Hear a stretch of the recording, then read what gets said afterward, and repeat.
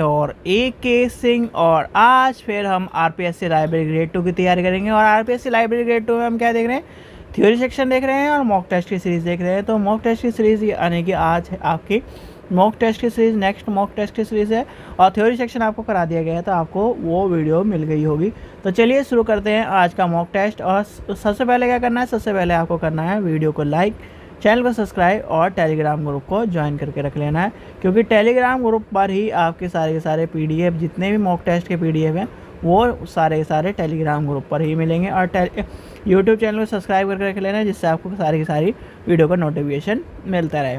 तो चलिए आज का हम देखते हैं मॉक टेस्ट। और आज कितना नंबर का है, मॉक टेस्ट नंबर 9 है, यानी कि 8 मॉक टेस्ट जो हैं आपको मिल चुके हैं और उसके PDF भी मिल चुके हैं टेलीग्राम चैनल पर। तो आपको वहां से जाके डाउनलोड करनी है, प्रैक्टिस करनी है और वीडियो को ज़्यादा से ज़्यादा देखना है। और जितने भी आपके फ्रेंड्स हों उसको सबको PDF भेज दीजिए, जिससे वो भी अपने मॉक टेस्ट की तैयारी यानी लाइब्रेरी की तैयारी कर सके। तो चलिए आज यानी 9वें नंबर का मॉक टेस्ट देखते हैं। 9वें नंबर के मॉक टेस्ट में यानी कि 8वें नंबर के हमने मॉक टेस्ट कर चुके हैं, आज हमें देखना है 9th नंबर का मॉक टेस्ट। और 9th नंबर के मॉक टेस्ट के लिए यानी कि आपके मॉक टेस्ट के लिए आपकी घड़ी भी आ चुकी है और अब आपको मॉक टेस्ट करना है शुरू। तो चलिए शुरू करते हैं आज का पहला क्वेश्चन। यानी कि पहला क्वेश्चन क्या कह रहा है, पहला क्वेश्चन आपका कह रहा है ट्रेड बिब्लियोग्राफी के ऊपर, यानी कि व्यापार ग्रंथ सूची क्या है। तो आपको बताना है ट्रेड यानी कि ट्रेड बिब्लियोग्राफी क्या है, तो आपको बताएं। चलिए आपका समय शुरू होता है अब। और ट्रेड बिब्लियोग्राफी यानी कि आपको कई बार बता चुका है कि ट्रेड बिब्लियोग्राफी क्या होता है। एक तरह से ये सारी चीज़ें आपको कहीं ना कहीं जब आपको थ्योरी सेक्शन कराया जा रहा है तब भी आपको बताई दी ट्रेड बिब्लियोग्राफी। और बिब्लियोग्राफी आपका कहीं ना कहीं पता होना चाहिए कि ट्रेड के ऊपर और आपके जो नॉर्मल बिब्लियोग्राफी है या फिर इस तरह की चीज़ें हैं, ये आपके कहाँ पर काम आती हैं, क्यों इम्पोर्टेंट है, और इससे कहीं ना कहीं आपको क्वेश्चन यानी कि देखने के लिए मिलता है। यानी व्यापार ग्रंथ सूची क्या है, तो व्यापार ग्रंथ सूची क्या होती है, list of book and other printed material available in the country for sale through the publication और बुक सेलर, यानी कि पुस्तकालय मुद्रित सामग्री की सूचना जो किसी प्रकाशन या पुस्तकालय विक्रेता के पास देश के विक्रय हेतु उपलब्ध है। यानी कि ऑप्शन नंबर इसका क्या हो जाएगा, ऑप्शन नंबर 4 हो जाएगा। ठीक है, पहले का क्वेश्चन का आंसर क्या होगा, 4। चलिए नेक्स्ट क्वेश्चन देखते हैं, पुस्तकालय कर्मचारियों का वेतन किसका भाग है। तो पुस्तकालय कर्मचारियों का वेतन जो होता है वो किसका भाग होता है, बताइए। पुस्तकालय कर्मचारियों का वेतन किसका भाग होता है। आपका समय शुरू होता है अब। भाई लाइब्रेरी स्टाफ जो सैलरी होती है वो किसका पार्ट होता है, प्लानिंग की होती है, नॉन प्लानिंग की होता है, जीरो बेस बजट होता है। तो आपको बताना है, देखिए जब आप क्या करोगे, स्टाफ की बात करोगे तो वो नॉन प्लानिंग बजट के रूप में आपको देखने के लिए मिलता है। क्यों, क्या पता आज क्या है 10 कर्मचारी हैं, अगले बार क्या हो 12 कर्मचारी आ जाए, यानी 2 को हायर कर ले, तो कहीं ना कहीं इसलिए कहीं नहीं नॉन प्लानिंग बजट के रूप में देखने के लिए मिलेगा। चलिए क्वेश्चन नंबर 3 देखते हैं। क्वेश्चन नंबर 3 क्या कह रहा है, अधिकतम पाठकों के लिए न्यूनतम मूल्य पर सर्वोत्तम पुस्तक प्रदान करना, पुस्तकालय यानी पुस्तक चयन का सिद्धांत किसके द्वारा प्रतिपादित किया गया है। यानी बुक सिलेक्शन प्रिंसिपल जो है, the best reading for the largest number of reader at the least cost was established home. तो आपको बताना है। चलिए आपका समय शुरू होता है, बताइए किसके बारे में दिया गया है। यानी कि आपको इस तरह की चीज़ कौन कहेंगे, भाई देखो जो कहीं ना कहीं CC या DDC लेके आ रहा है, तो CC DDC लेके आने वाले कौन कौन है भाई, CC DDC लेके आने वाले आपके कौन हैं, CC DDC लेके आने वाले आपके हो जाते हैं। तो इसका आंसर क्या हो जाएगा, इसका आंसर हो जाएगा ऑप्शन नंबर 4, यानी कि आपके DVG यानी कि मेलवल DV। इस तरह की जो बात है, या तो आपको यानी कि रंगनाथन जी देखने के लिए मिलेंगे जो कोर्ट में जाता है, या फिर आपके DV। ठीक है, चलिए क्वेश्चन नंबर आपका आता है 4, यानी कि नेशनल बुक ट्रस्ट जो होता है function under the ministry of government of India, यानी कि राष्ट्रीय पुस्तकालय भारत सरकार के किस मंत्रालय के अंतर्गत कार्य करता है। तो आपको बताना है, बताइए को किसके अंदर कार्य करता है। भाई सबसे आसान आपको दिखाई देगा, देखो आयुष किसके अंदर आ जाएगा, मेडिकल में। फाइनेंस आपका किस में चला जाएगा, फाइनेंस में। साइंस एंड टेक्नोलॉजी होगा नहीं, तो ये बच्चा कौन सा, एक ही बचता है। फिर आपका आ जाता है ह्यूमन रिसोर्स डेवलपमेंट, तो यह हो जाएगा आपका ह्यूमन रिसोर्स डेवलपमेंट। चलिए क्वेश्चन नंबर नेक्स्ट देखते हैं। क्वेश्चन नंबर आपका 5, सेल्फ सूची का मुख्य रूप से क्या उपयोग होता है, यानी कि what is the main use of self list. तो बताइए आप क्या होता है सेल्फ यानी कि सूची का।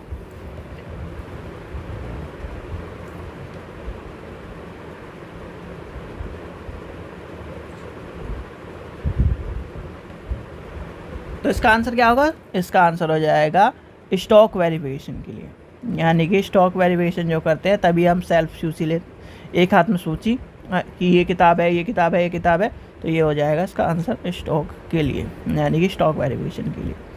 चलिए आगे चलते हैं। जो भी स्टूडेंट यूजीसी नेट की तैयारी कर रहे हैं, यूजीसी नेट की तैयारी कर रहे हैं, यूजीसी नेट लाइब्रेरी साइंस का फॉर्म भर रखा है, तो यूजीसी नेट लाइब्रेरी साइंस की तैयारी कर रहे हैं, तो वो हमसे मात्र 100 रुपये में यूजीसी नेट प्रीवियस ईयर ले सकते हैं, हिंदी में भी और इंग्लिश में भी आपके चैनल पर अवेलेबल है। मात्र 100 रुपये में दिए जा रहे हैं। पेमेंट करनी है आपको 100 रुपये की, और 100 रुपये की पेमेंट करने के बाद व्हाट्सअप नंबर, हमारे व्हाट्सअप नंबर पर आपको क्या कर देना है, स्लिप भेज देनी है। विदिन 24 आवर आपकी किताब आपके गूगल ड्राइव पर पहुंच जाएगी।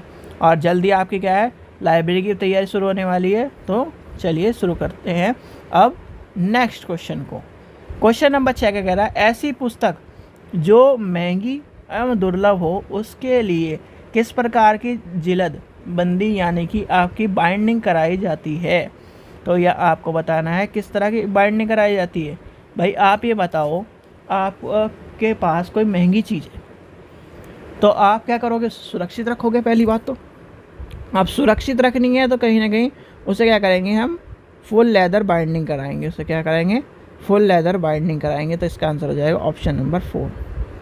चलिए आगे चलते हैं। क्वेश्चन नंबर 7 देखते हैं। प्रकाशकों द्वारा समय समय पर प्रकाशित की जाने वाली प्रकाशन सूची पुस्तकालय में किस कार्य हेतु उपयोग होती है, यानी कैटलॉगिंग जो published time to time are useful in library for which purpose. भैया आप ये बताओ, आप क्या करते हो, बुक फेयर में गए बच्चे, आप बुक फेयर में जाते हो, हर पब्लिशर क्या करता है, अपना कैटलॉग लेके चलता है कि ये कैटलॉग है जी, ये कैटलॉग है, ये कैटलॉग है, ये कैटलॉग है।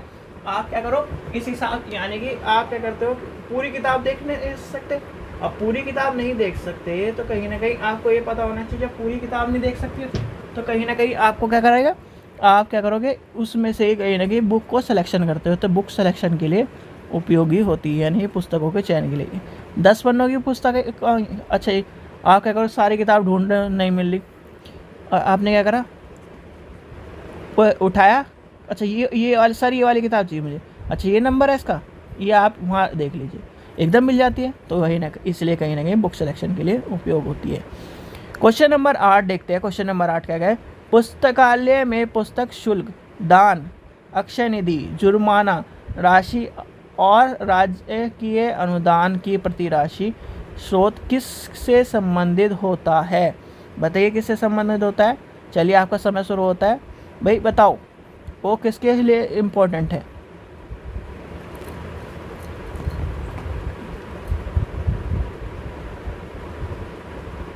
बताइए 8 का क्या होगा, यानी कि भाई फंड आएगा, वो कहीं ना कहीं आपके किस में जाएगा, संचार में जाएगा, किस में जाएगा, सोच के देखिए। देखो जब इस आपके 2 चीज़ दिखाई दे रही है यहाँ पर, क्या चीज़ दिखाई दे रही है, एक तो दिखाई दे रहा है आपका जुर्माना राशि, तो जुर्माना राशि हो गया, तो कहीं ना कहीं वो किस में चला गया, जुर्माना राशि से आपको सीधे सीधे पता चल जाएगा फंड में चला गया। भाई फंड में चला गया, तो फंड में जब आपका आ जाएगा तो सीधे सीधे क्या हो जाएगा, ये हो जाएगा लाइब्रेरी का फंड।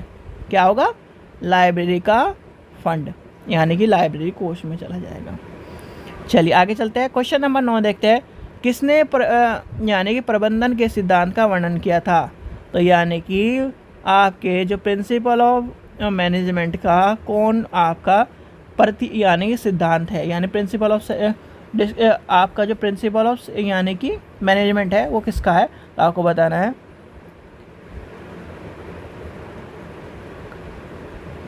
तो आपका आ जाएगा गिरफर्ड, यानी कि ऑप्शन नंबर आपका हो जाएगा तो क्या होगा इसका आंसर? हेनरी फेबल, यानी कि आपका हो जाएगा 3। और ये आपको मिलेगा ये प्रिंसिपल ऑफ मैनेजमेंट के ऊपर। मैनेजमेंट जहाँ भी आ जाए तो मैनेजमेंट जहाँ भी आ जाए तो हेनरी जी का नाम याद कर लेना, फ्योल यानी कि HF ज़रूर याद कर लेना। HF मतलब आपका मैनेजमेंट। HF का कॉन्सेप्ट आपको याद करके चलना पड़ेगा और HF आपको मिलेगा ही मिलेगा, चाहे आपको आपका क्वेश्चन है लाइब्रेरी मैनेजमेंट के ऊपर, आपका प्रिंसिपल ऑफ मैनेजमेंट या इस तरह से आपको देखने को मिले, तो आपको याद कर लेना है मैनेजमेंट मतलब HF। ठीक है, चलिए आगे चलते हैं, लास्ट क्वेश्चन देखते हैं। पुस्तकालय हेतु खरीदने की निम्न प्रक्रियाओं में से सही प्रक्रिया क्रम का चयन कीजिए। आप बताओ, आप क्या करते हो? सीधे सीधे आप क्या करो, एक सामान ऑर्डर करो कोई सी भी शॉपिंग ऐप से, तो उस वही चरण याद कर लेना, तो इसका आंसर आपको मिल जाएगा। बताइए कौन क्या होगा इसका आंसर, सोच के देखिए, बताओ।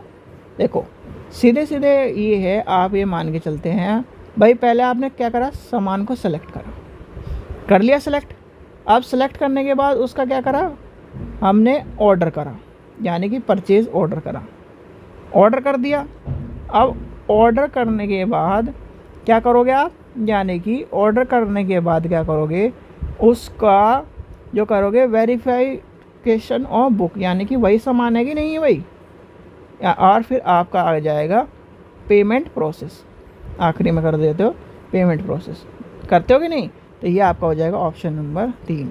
भाई आपने क्या करा, पुस्तक का चयन करा, फिर आपने क्या करा, क्रय आदेश दिया, ठीक है, फिर आपने पुस्तक का सत्यापन करा और फिर क्या है, भुगतान करा, तो ये आपका हो जाएगा प्रोसेस। ठीक है, चलिए ये थे आज के आपके 10 क्वेश्चन और इसके आंसर दिए गए हैं यहाँ पर। तो आपको क्या करना है, प्रैक्टिस करनी है, जब आपको ये PDF मिल जाएगा तो इस चीज़ का ध्यान रखें। आशा करता हूँ आपको वीडियो पसंद आई। वीडियो पसंद आए तो लाइक करें, चैनल को सब्सक्राइब करें, वीडियो को ज़्यादा से शेयर करें। Thank you.